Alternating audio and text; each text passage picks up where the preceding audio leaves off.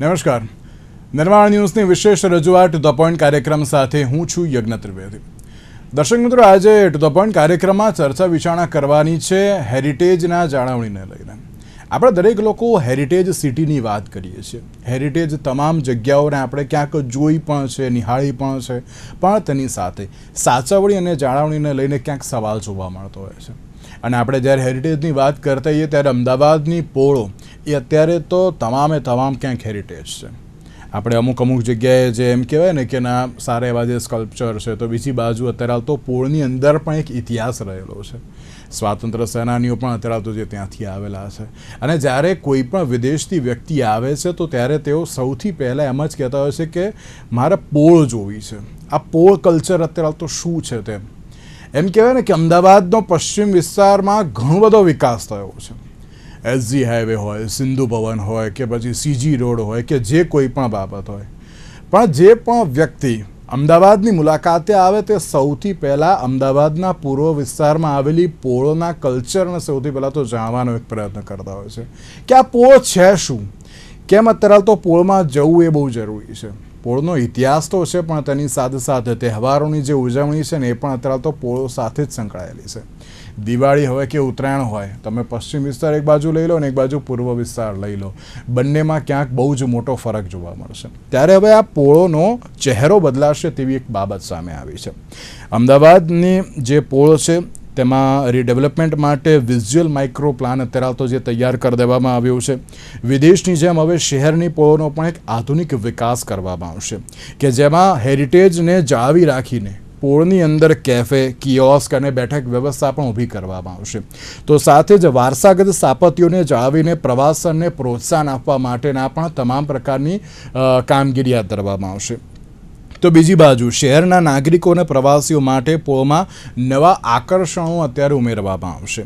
સાથે જ urban planning બેઠકમાં પોળના વિકાસને લઈને જે રોડમેપ તો રજૂ કરવામાં આવ્યો, પણ તેની સાથે હેરિટેજની સાથે આધુનિક સુવિધાઓનો સમન્વયની સાથે પોળોના વિકાસની ગતિ હવે જલ્દીથી જલ્દી આપવામાં આવશે તેવી એક બાબત પણ કહેવામાં આવી છે. ત્યારે અત્યારના સમયમાં પોળની વાત કરવામાં આવે તો તેમાં હેરિટેજને તો અત્યારે તો જે જાળવવાનું છે, પણ તેની સાથે તેના વિકાસની જે આ બાબત કહેવામાં આવી છે તે મુદ્દા ઉપર ચર્ચા વિચારણા કરવાની છે. ચર્ચા વિચારણા કરવા માટે અમારી સાથે જોડી ગયા છે ડૉક્ટર હેમંત ભટ્ટ કે જેઓ હેરિટેજ કમિટીના પૂર્વ સભ્ય છે, અને સાથે સાથે ખુશીબેન શાહ અમારી સાથે જોડી ગયા છે કે જેઓ ખુશતાર હેરિટેજ કલેક્ટિવના ડાયરેક્ટર છે. આ બંનેનું સૌથી પહેલાં તો સ્વાગત છે. નમસ્કાર હેમંતભાઈ, શરૂઆત આપનાથી કરવી છે. હેમંતભાઈ, જ્યારે આપણે હેરિટેજની વાત કરતા આવીએ છીએ, આપણે એમ કહેવાય ને કે ઇન્ડિયાની સૌથી પહેલી હેરિટેજ સિટી હોય તો તે છે અમદાવાદ સિટી. અને અમદાવાદમાં હેરિટેજની વાત કરીએ તો તેમાં સૌથી પહેલું આવે છે પોળ.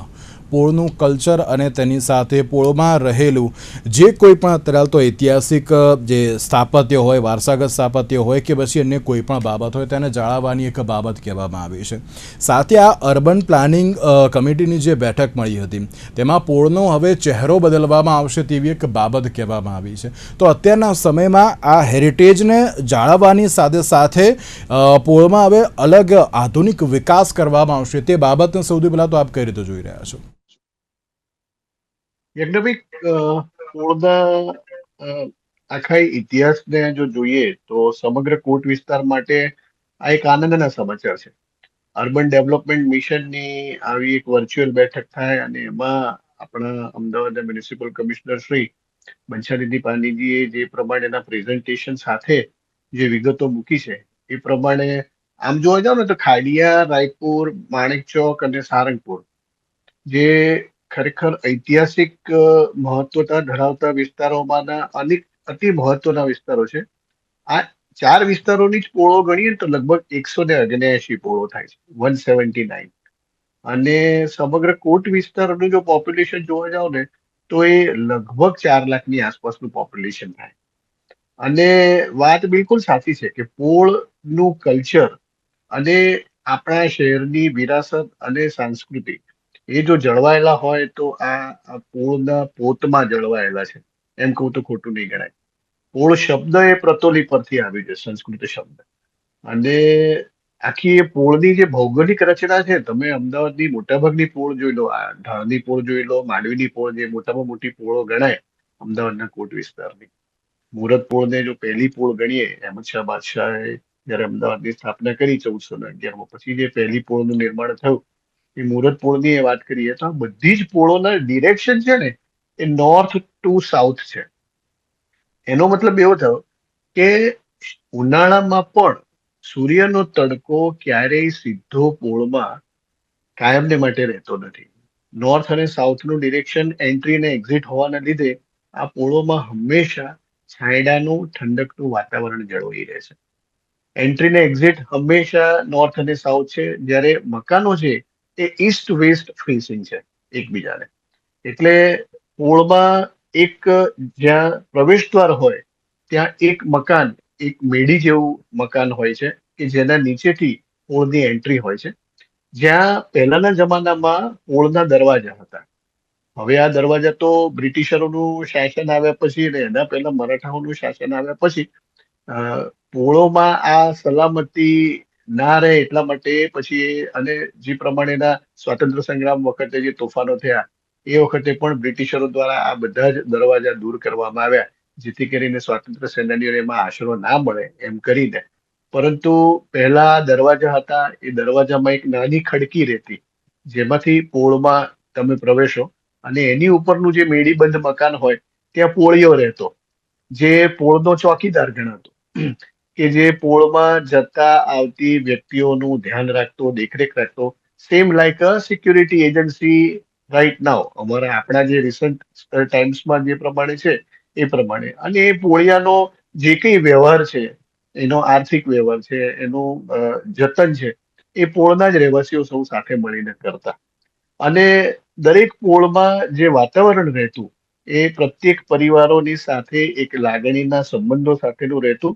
અને મને હજી એ પણ આનંદ છે કે મહદ અંશે આ પરસ્પરના લાગણીના સંબંધોનું, એકબીજાની ચિંતા કરવાનું, સુખ દુઃખના પ્રસંગે એકબીજા સાથે ઊભા રહેવાનું, એ જે કલ્ચર છે એ હજી આજે પણ પોળોમાં જળવાયું છે. જ્યાં જ્યાં હજી નિવાસી પોળો છે, જે ઢાળની પોળની વાત કરું, દેસાઈની પોળની વાત કરું, ઘણી આઇકોનિક પોળો છે કે જેમાં હજુ ખાસી સંખ્યામાં નિવાસી રહેવાસી લોકો છે. અને એવા લોકોની વચ્ચેના તમે સંબંધ જુઓ. મારે એટલું ખાસ કહેવું પડે કે ઘણી વખત હવે આપણે જ્યારે બહાર રહેવા જઈએ છીએ ત્યારે જે પ્રમાણેની બંગલાઓની વ્યવસ્થા છે, ફ્લેટોની વ્યવસ્થા છે, હાઈ રાઇઝ એપાર્ટમેન્ટ્સ જે બધા છે, પણ એમાં ક્યારેક એવું બને છે કે આપણે રહેતા હોઈએ પણ આપણી નીચેના ફ્લોર પર કે ઉપરના ફ્લોર ઉપર કોણ રહે છે, ઘણી વખત તો આપણી બાજુના ફ્લેટમાં કોણ રહે છે એની પણ આપણને નિકટતા કે એનો અહેસાસ હોતો નથી. જ્યારે પોળમાં ગમે તેવો પ્રસંગ અડધી રાત્રે પણ જો તમારે ઘેર કોઈ સુખ દુઃખનો પ્રસંગ બન્યો તો બાજુના ઘરમાંથી આવીને તરત મદદ કરવા માટે 10 યુવાનો હાજર થઈ જાય. એટલે પરિવારના કોઈ પણ સભ્યને કોઈ પણ તકલીફ પડે તો તરત ને તરત એટેન્ડ થઈ જાય. ઘણી વખત એવું થાય કે પોળમાં કોઈ એક ઘરમાં કોઈ એક વ્યક્તિને અકસ્માત થયો છે અને ક્યાંક કોઈક દુર્ઘટના ઘટી છે, તો બાય ધ ટાઈમ એ પરિવારના મુખ્ય મોભી ઘરે આવે એ પહેલા જે તે ઈજાગ્રસ્ત વ્યક્તિને હોસ્પિટલમાં દાખલ કરાવીને તેની સારવાર ચાલુ કરાવીને તેની બધી જ તમામ સાર સંભાળ આજુબાજુની જ વ્યક્તિઓએ, આજુબાજુના યુવાનોને, પરિવારોએ લઈ લીધેલી હોય એવું બને. આજની પરિસ્થિતિમાં આવા સંજોગો ફ્લેટમાં કે એપાર્ટમેન્ટમાં શક્ય કે સંભવ છે ખરા? આ એક બહુ બિલકુલ જ મોટ ક્વેશ્ચન છે જે બિલકુલ દરેકની લાગણી સાથે જોડાયેલો છે. એટલે આ પોળના સંસ્કાર અને એની સંસ્કૃતિને જાળવવાનું, જતન કરવાનું આ ભગીરથ કાર્ય અમદાવાદ મ્યુનિસિપલ કોર્પોરેશન દ્વારા અને હેરિટેજ ડિપાર્ટમેન્ટ દ્વારા જે શરૂ કરવામાં આવ્યું છે. ગયા વર્ષે જ જાહેરાત થઈ હતી કે આપણો જે હેરિટેજ રૂટ છે સ્વામિનારાયણ મંદિરથી તે જુમા મસ્જિદ સુધીનો, એ 2 કિલોમીટરનો રસ્તો, એમાં જે યુરોપિયન ડાઉનટાઉન જે વિસ્તારો હોય છે એમાં યુરોપના શહેરોમાં જે પ્રમાણે પેવર બ્લોક હોય અને કોબલ સ્ટોન્સ નાખીને આખો એ વોકવે તૈયાર કરવામાં આવે હોય, લેમ્પપોસ્ટ હોય હેરિટેજ લુકના, સાથે સાથે જે પણ ઐતિહાસિક વારસાના મકાનો છે ત્યાં આપણે તો કોર્પોરેશને હવે કિયોસ્ક મૂકવાની વાત કરી છે, સાથે સાથે QR કોડ મૂકવાની વાત કરી છે કે જેથી કરીને જે કોઈ મુલાકાતી છે એ માત્ર એ QR કોડ સ્કેન કરે તો એ વારસાગત મકાન છે એની શું ઐતિહાસિક મહત્વતા છે, એની પાછળનો શું ઇતિહાસ જોડાયેલો છે, એની સરસ સંક્ષિપ્ત માહિતી તરત જ તમારા મોબાઈલ ઉપર તમે આવી જાય અને તમે એ આખું એ જે નિવાસસ્થાન છે એના વિશેની માહિતી તમે પ્રાપ્ત કરી શકો. સાથે સાથે હવે તો ફૂડ કોર્ટ પણ વિકસાવવાની વાત છે, બેસવાની વ્યવસ્થા પણ કરવાની વાત છે. મને એમ થાય છે કે જો આ પ્રમાણેનો વિકાસ થાય, જેમ પ્રયાગરાજમાં અને વારાણસીમાં જે પ્રમાણે દુકાનો એક જ સરખા સાઇનબોર્ડ સાથે, એક જ સાઇઝના સાઇનબોર્ડ સાથે દુકાનોને પણ જે રીતે હેરિટેજ લુક આપવામાં આવ્યો છે, એવો લુક આપવાની અહીંયા પણ વાત છે કે જેથી કરીને ક્યાંય કોઈ આડેધડ ક્યાંય એડવર્ટાઇઝમેન્ટ બોર્ડ લાગેલા હોય કે જેનો સુરુચિનો ભંગ થાય આંખની દ્રષ્ટિએ જોવા જાવ, એને પણ ધ્યાનમાં રાખીને આખો એક સરસ વોકવે તૈયાર થાય, જે રાત્રિના સમયમાં પણ ફ્લડ લાઇટ થી, હેલોજન લાઇટ થી એ ઝગમગે અને ઝળહળે અને મુલાકાતીઓનું ફૂટફોલ વધે કોટ વિસ્તારમાં. એ પ્રમાણેની સાર સંભાળ અમદાવાદ મ્યુનિસિપલ કોર્પોરેશન અને હેરિટેજ ડિપાર્ટમેન્ટ લેવા જઈ રહ્યું છે. ત્યારે મને એમ થાય કે સર્વ કોટ વિસ્તારના રહેવાસીઓ માટે અને પોળના રહેવાસીઓ માટે, મારા જેવા જેને હજી સુધી એ પોળના કલ્ચરને પકડી રાખ્યું છે, એમને માટે તો આ ખૂબ આનંદનો અવસર છે. ઘેર લાપસીના આંગણ મૂકવાના થાય એવા આનંદના સમાચાર છે. બિલકુલ સાચી વાત છે. તમે એકલા નહીં, પરંતુ હજુ મારું પણ ઘર છે ત્યાં, એટલે આપણા દરેક લોકો માટે અત્યારે હાલ તો એક આ બાબત બહુ સારી એવી છે. ખુશી, આપને એક સવાલ એ પણ છે કે જ્યારે પોળની વાત કરવામાં આવે ને, તો પોળને લઈને અત્યારે હાલ તો એક વિરાસત અને સંસ્કૃતિની વાત ચોક્કસથી જોવા મળતી હોય છે. પણ એ જાળવી રાખવાની સાથે એક આધુનિક વિકાસ તરફ અત્યારે હાલ તો અમદાવાદ મ્યુનિસિપલ કોર્પોરેશન જે આગળ વધી રહ્યું છે, એ અત્યારના સમયમાં કેટલું જરૂરી છે? જરૂરી છે. આપણા માટે બહુ જ ગર્વની વાત છે કે અમદાવાદને ઇન્ડિયાનું પહેલા વર્લ્ડ હેરિટેજ સિટી તરીકે ડિક્લેર કરવામાં આવ્યું હતું. અને આપણે જ્યારે વર્લ્ડ લેવલ પર બી જોઈએ છે તો આવા બહુ ઓછા સિટી છે જેમાં 2500થી બી વધારે હિસ્ટોરિક પ્રોપર્ટીઝ છે આપણી પાસે. તો એ આપણી પાસે છે, એ આપણો બહુ ગર્વની વસ્તુ છે કે આપણા એન્સેસ્ટર્સે આપણને વસ્તુ આપી છે. તો એને જાળવી રાખી અને એવી રીતે આગળ વધારવી કે લોકોને જે બહારથી બી આવે છે એમને બી ખબર પડે કે કેટલી આધુનિક અને યુનિક વસ્તુ છે અમદાવાદ શહેર પાસે. બીજા ઘણા બધા વર્લ્ડના જે સિટીઝ છે એના કમ્પેરિઝનમાં આપણે અમદાવાદની જો જોઈએ તો એ આપણું લિવિંગ હેરિટેજ છે. એવું નથી કે જસ્ટ મોન્યુમેન્ટ છે અને ત્યાં આગળ બંધ પડેલ છે, પણ આ બધા મકાનોમાં હજુ બી લોકો જીવે છે અને એ સંસ્કૃતિને જાળવી રાખે છે. તો એ વસ્તુ માટે જે સ્ટેપ્સ અમદાવાદ મ્યુનિસિપલ કોર્પોરેશન લઈ રહી છે એ ખૂબ જ યોગ્ય છે અને ખૂબ જ સરસ છે. અને આપણે જેમ કોમનવેલ્થમાં જે હોસ્ટ કરવાના છે એ માટે જ્યારે આટલા બધા બહારના લોકો આવશે તો એ લોકો બી બહુ જ ક્યુરિયસ હોવાના છે કે આટલું સરસ હેરિટેજ આપણે કેવી રીતે એને આગળ લઈ જઈએ છીએ. બિલકુલ. અને ખુશી, એક સવાલ આપને એ પણ છે કે અત્યારના સમયમાં જ્યારે ઐતિહાસિક કોઈ પણ જગ્યા હોય, હમણાંની જ વાત કરીએ ને તો આઈ થિંક સિટીમાં એક એવું કેફે છે કે ઘરમાં આખું જે બનાવવામાં આવ્યું છે, આઈ થિંક ડાળની પોળમાં છે કાં તો પછી માંડવીની પોળમાં છે, મને એક્ઝેક્ટ મને યાદ નથી. પણ અત્યારના સમયમાં ઐતિહાસિક પોળોને નવો લુક અને નવી ઓળખની જરૂરિયાતો છે, કારણ કે આપણે હેરિટેજને અત્યારે તો જાળવવું અને તેની સાથે વિરાસત અને સંસ્કૃતિ સાથે જો કંઈક નવી રીતે પીરસવામાં આવે ને તો દરેક લોકો ક્યાંક આકર્ષિત પણ થાય. તો એ બાબત પણ અત્યારના સમયમાં કેટલી જરૂરી હતી. પહેલા વાત કરી સિંધુ ભવન એ બધા એરિયાની, તો આજકાલના યુવાનો માટે કેફે સૌથી ટ્રેન્ડિંગ વસ્તુ છે. અને એ એક એવી જગ્યા છે જ્યાં અમે બધા જઈને બેસી વાતો કરી શકીએ અને બધું. તો એ જ વસ્તુ જ્યારે આપણે આપણા જૂના સિટીમાં, હિસ્ટોરિક સિટીમાં બી લાવીશું તો બહુ બધા લોકોને ત્યાં આવવાની ઈચ્છા વધશે અને એક અલગ સ્પેસ બનશે કે જ્યાંથી આપણે આપણા જૂની વારસાને લિંક કરી શકીએ છીએ આપણા નવા ટેકનોલોજી જોડે. તો એવા ક્રિએટિવ સ્પેસીસની ખૂબ જ જરૂરત છે અને મને ભરોસો છે કે એવા જેટલા સ્પેસીસ બનશે એના કારણે વધારે લોકોને આપણા વારસા પર વધારે ગર્વ થશે. બિલકુલ.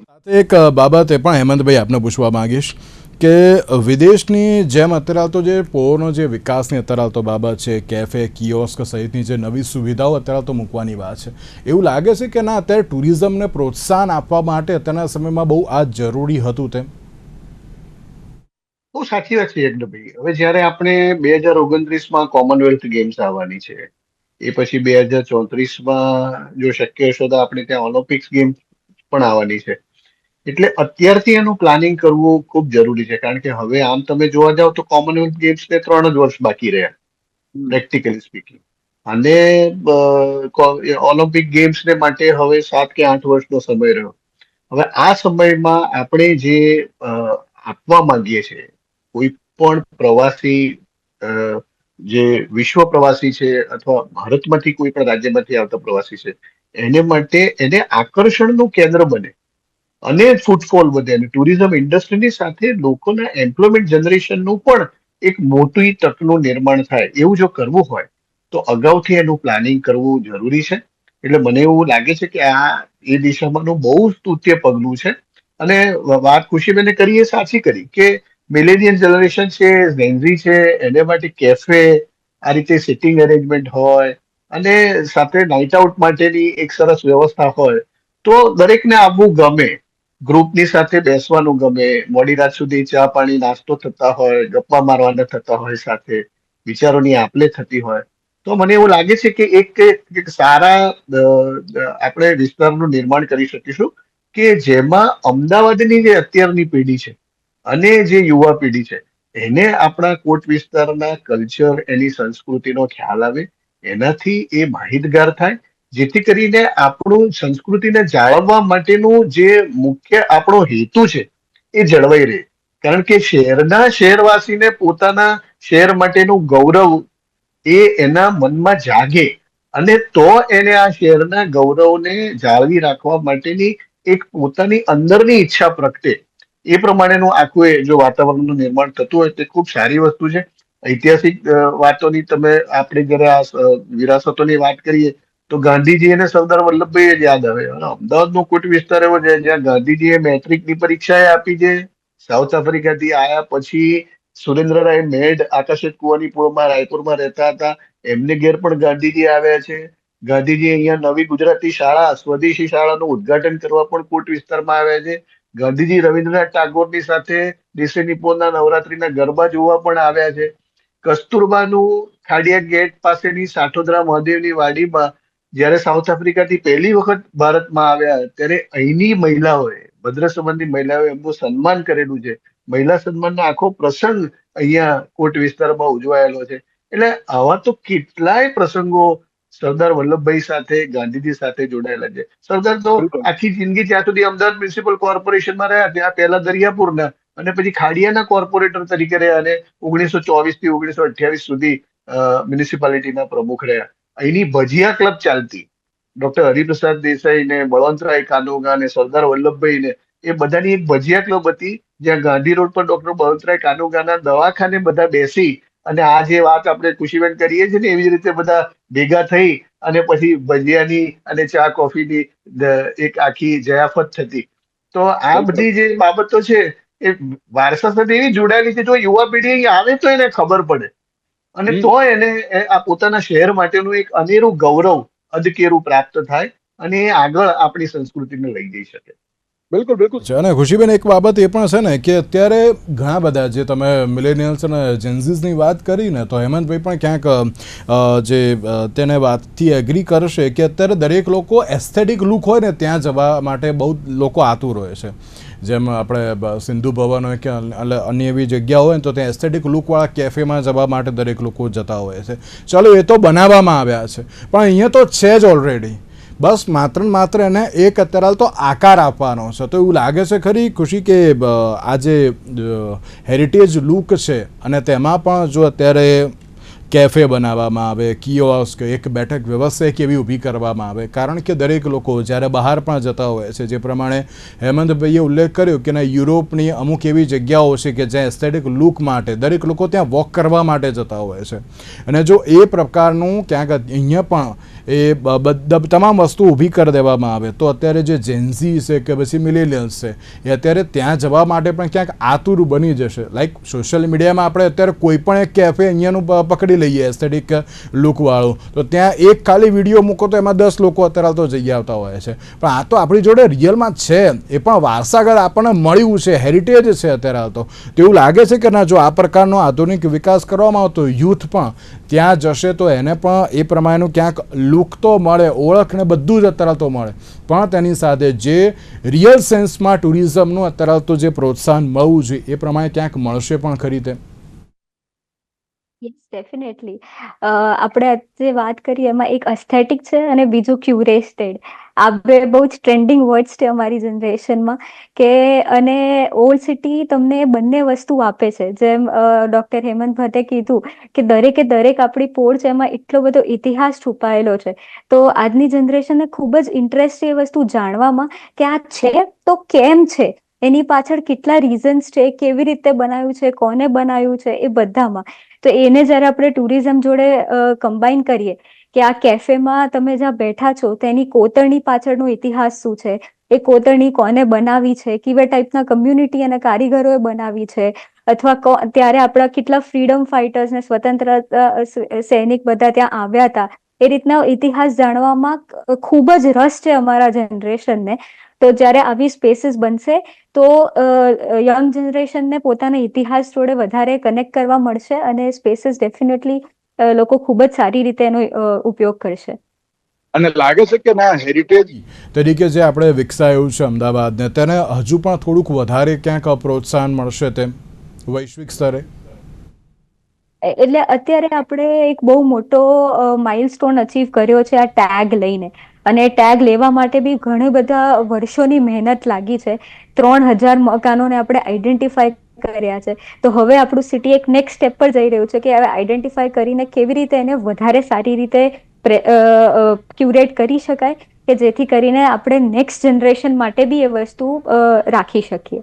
બિલકુલ. અને સાથે એવું લાગે છે કે ના અત્યારની જનરેશનને ઇતિહાસ શું છે, રિયલ સેન્સમાં હેરિટેજ શું છે, તે સમજાવવા માટેનો એક બેસ્ટ પ્લાન પણ અત્યારે છે તેમ? ડેફિનેટલી બહુ જ સરસ. કારણ કે હવે લોકોને ખાલી બુક્સ વાંચવું નથી ગમતું, પણ એની જોડે જો તમે સાઇટ પર બી એમને લઈ જાઓ અને એ જોઈ શકે કે જે વાંચી રહ્યા છે એનું રિયલ લાઈફમાં એ વસ્તુ કેવી રીતે દેખાય છે, તો એ લોકો વધારે ઇન્ટરેસ્ટ લે છે એ વસ્તુમાં. બિલકુલ બિલકુલ સાચી વાત છે. અને એક છેલ્લો સવાલ હેમંતભાઈ આપને, કે પોળ વિસ્તારની જ્યારે સુવિધાઓ વધારવાની ને બધી બાબતો તો અત્યારે ચાલો જોવા મળી રહી છે, પણ જ્યારે આ આધુનિક વિકાસમાં પણ દરેક લોકોએ ક્યાંક તેને જાળવવા માટે પણ હવે એક પ્રતિજ્ઞા લેવી પડશે તેવું લાગે છે. કારણ કે હેરિટેજ બનાવી તો દીધું છે આપણે બહુ જ સરસ રીતે, એટલે છે વારસાગત આપણી જોડે છે, બધું જ છે, પણ ક્યાંક એની જાળવણી નથી જોવા મળતી.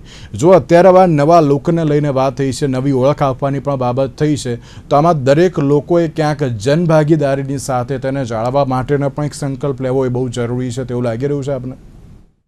કરેક્ટ, એકદમ.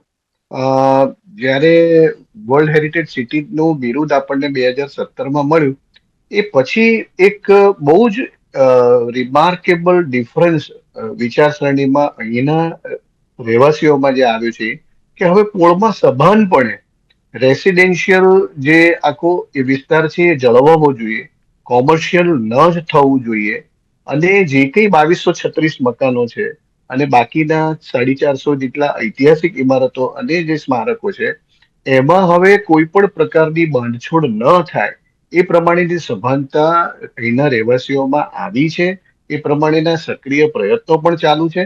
અને મને એવું લાગે છે કે હવે જ્યારે કોટ વિસ્તારમાં આપણા પ્રવાસીઓ આપણા શહેરની આ યુવા પેઢી આવે અને તારી બાકી રે પાગલડીનું ફૂમતું રે એમ ગોટીની શેરીમાં અવિનાશ વ્યાસ, સ્વર્ગસ્થ અવિનાશ વ્યાસના ઘર પાસે જ્યારે ઉભા રહીને એ ગવાય અને આખી યુવા પેઢી જો એની સાથે આનંદથી ઝૂમે, તો આપણે માનવું કે આપણે જે કંઈ આ પ્રયત્નો કરી રહ્યા છે આખરે તો ખરેખર સાર્થક થશે.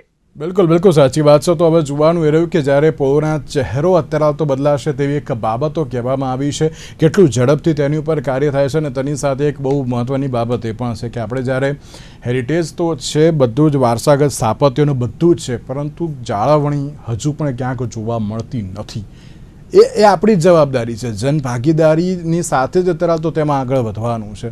તો એ પણ આપણે કરીએ અને તેની સાથે કેટલો જલ્દીથી હવે આધુનિક વિકાસ થાય છે તે તો આવનારો સમય જ બતાવશે. હેમંતભાઈ અને ખુશીબેન, આ બંનેનો આભાર અમારી સાથે આ ચર્ચા વિચારણામાં જોડાવા માટે. તો દર્શક મિત્રો, આજના વિશેષ કાર્યક્રમને આપશે. નમસ્કાર.